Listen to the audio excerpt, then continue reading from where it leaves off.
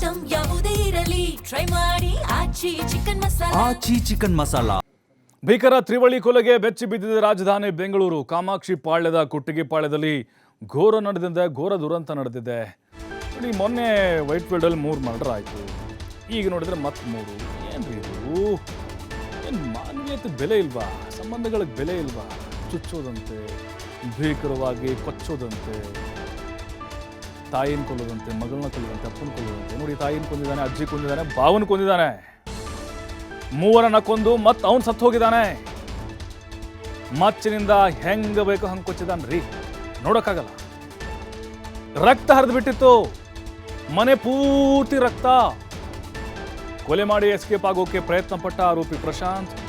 ಆದರೆ ಕೊಲೆ ನೋಡಿ ಅಲರ್ಟ್ ಆದ್ರು ಮನೆ ಮಾಲೀಕರು. ಆರೋಪಿ ತಪ್ಪಿಸಿಕೊಳ್ಳದಂತೆ ಮುಂದಿನ ಬಾಗಿಲನ್ನು ಕ್ಲೋಸ್ ಮಾಡಿಬಿಡ್ತಾರೆ. ಹಾಗಾಗಿನೇ ಅವನು ಒಳಗಡೆ ಲಾಕ್ ಆಗ್ತಾನೆ. ಅಯ್ಯೋ, ಮತ್ತೆ ನಾನು ಪೊಲೀಸರಿಂದ ಲಾಕ್ ಆಗ್ಬಿಡ್ತೀನಿ ಅಂತ ಹೆದರ್ಕೊಂಡು ಆತ್ಮಹತ್ಯೆಗೆ ಆತ ಶರಣಾಗಿದ್ದಾನೆ. ಡ್ರೈವಿಂಗ್ ಕೆಲಸ ಮಾಡ್ತಿದ್ದಂತೆ ಇವನು ಪ್ರಶಾಂತ್. ನೋಡಿ, 3 ಹೆಣ ಕೆಡವಿದ್ದಾನೆ. ಅದು ಬೇರೆಯವರಲ್ಲ, ಹೆತ್ತವರನ್ನೇ ಕೊಂದು ಮುಗಿಸಿದ್ದಾನೆ. ಹಾಗಾದರೆ ಆರೋಪಿಗೆ ಏನ್ರಿ ಸಮಸ್ಯೆ ಇತ್ತು? ಏನು ಮೆಂಟಲಿ ಹುಚ್ಚಾಗಿದ್ದ ಅವನು? ತಲೆ ಕೆಟ್ಟಿತ್ತ ಅವನಿಗೆ? ನೋಡಿ, ಆರೋಪಿ ಮಾನಸಿಕ ಸಮಸ್ಯೆಯಿಂದ ಬಳಲ್ತಾ ಇದ್ದ ಅನ್ನುವಂಥ ಒಂದು ಶಂಕೆಗಳಿದ್ದಾವೆ.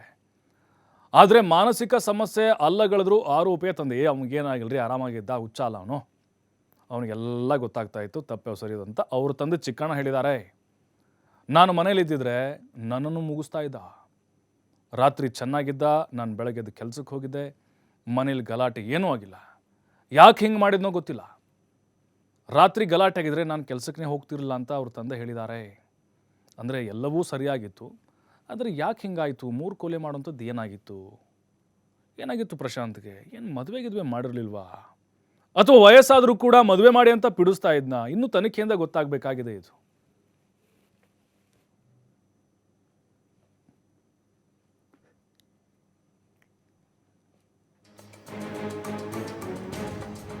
ಮತ್ತಷ್ಟು ಮಾಹಿತಿ ನಮ್ಮ ಪ್ರತಿನಿಧಿ ಸಂತೋಷ್ ನೀಡಿದ್ದಾರೆ. ಸಂತೋಷ್, ಮೊನ್ನೆ ನೋಡಿದ್ವಿ KR-ಪುರಂನಲ್ಲಿ ತ್ರಿವಳಿ ಮರ್ಡರ್ ಬೆಚ್ಚಿ ಬಿದ್ದರು ಜನ. ಮತ್ತೆ ಈಗ ಇದೇ ರೀತಿ 3 ಹೆಣಗಳನ್ನ ಹೊಡೆದು ಹಾಕಿದ್ದಾನೆ ಪ್ರಶಾಂತು.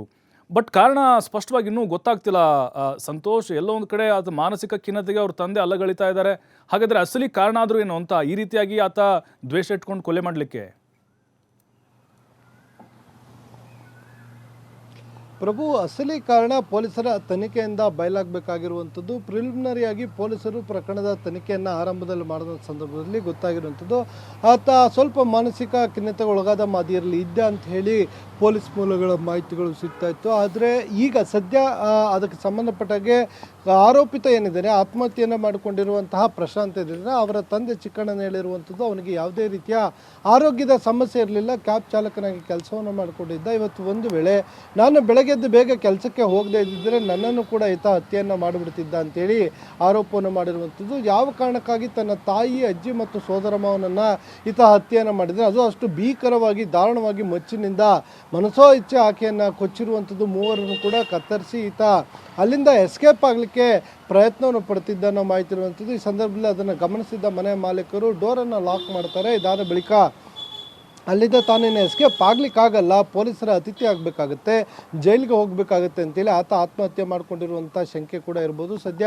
ಸ್ಥಳಕ್ಕೆ ಕಾಮಾಕ್ಷಿ ಪಾಳ್ಯದ ಪೊಲೀಸರು ಭೇಟಿಯನ್ನು ನೀಡಿದ್ದಾರೆ. ಅದರ ಜೊತೆಗೆ ಪಶ್ಚಿಮ ವಿಭಾಗದ DCP ಆಗಿರುವಂಥ ಯತೀಶ್ ಅವರು ಕೂಡ ಭೇಟಿಯನ್ನು ನೀಡಿ ಈಗಾಗಲೇ ಪರಿಶೀಲನೆ ನಡೆಸಿರುವಂಥದ್ದು. ಮೃತದೇಹಗಳನ್ನು ವಿಕ್ಟೋರಿಯಾ ಆಸ್ಪತ್ರೆಗೆ ಮರಣೋತ್ತರ ಪರೀಕ್ಷೆಗಾಗಿ ಅಲ್ಲಿಂದ ಏನು ಸ್ಥಳಾಂತರವನ್ನು ಮಾಡಲಾಗಿದೆ. ಇನ್ನು ಘಟನೆಗೆ ನಿಖರವಾದ ಕಾರಣ ಅಂತೇಳಿ ಪೊಲೀಸರು ಪ್ರಕರಣ ದಾಖಲು ಮಾಡಿಕೊಂಡು ಹೇಳಿಕೆಗಳನ್ನು ಪಡಬೇಕಾಗುತ್ತೆ. ಅವರ ಪೂರ್ವಪರ ಹಿನ್ನೆಲೆಯನ್ನು ಮಾಹಿತಿಯನ್ನು ಕಲೆ ಹಾಕಬೇಕಾಗುತ್ತೆ. ಅದರ ಜೊತೆಗೆ ಅವನ ಮೊಬೈಲ್ಗಳನ್ನು ವಶಪಡಿಸ್ಕೊಂಡು ರಿಟ್ರೀವ್ ಮಾಡಿದ್ರೆ ಅದರಲ್ಲಿ ಏನಾದರೂ ಹತ್ಯೆಗೆ ಮಾಡಲಿಕ್ಕೆ ಬೇಕಾಗಿರುವಂಥ ಅಂಶಗಳೇನಾದರೂ ಇದೆಯಾ ಅನ್ನೋದು ಕಂಡು ಬರುತ್ತಾ ನೋಡಬೇಕಾಗುತ್ತೆ. ಇಲ್ಲ ಆಸ್ತಿ ವಿಚಾರವಾಗಿಯೇ ಮನೆಯಲ್ಲಿ ಜಗಳವನ್ನು ಮಾಡ್ಕೊಂಡಿದ್ದ, ಕೌಟುಂಬಿಕ ಕಲಹಗಳು ಏನಿರುತ್ತಾ, ಈ ಎಲ್ಲ ವಿಚಾರಗಳು ಪೊಲೀಸರ ತನಿಖೆಯಿಂದ ಹೊರಬರಬೇಕಾಗುತ್ತೆ. ಪೊಲೀಸರ ತನಿಖಾ ನಂತರವಷ್ಟೇ ಪ್ರಕರಣಕ್ಕೆ ಅಂದರೆ ಹತ್ಯೆಗೆ ಇರುವಂಥ ಮೋಟಿವ್ ಏನು ಅಂತ ಗೊತ್ತಾಗಬೇಕಾಗಿರುವಂಥದ್ದು. ಸದ್ಯಕ್ಕೆ ಇದುವರೆಗೂ ಪ್ರಿಲಿಮಿನರಿಯಾಗಿ ಈ ಹತ್ಯೆಗೆ ನಿಖರವಾದ ಕಾರಣ ಏನು ಅನ್ನೋದ್ರ ಬಗ್ಗೆ ಇನ್ನೂ ಕೂಡ ಸ್ಪಷ್ಟ ಮಾಹಿತಿ ಗೊತ್ತಾಗಿಲ್ಲ. ಪ್ರಭು, ಥ್ಯಾಂಕ್ ಯು ಸಂತೋಷ್ ತಮ್ಮೆಲ್ಲ ಮಾಹಿತಿಗಾಗಿ.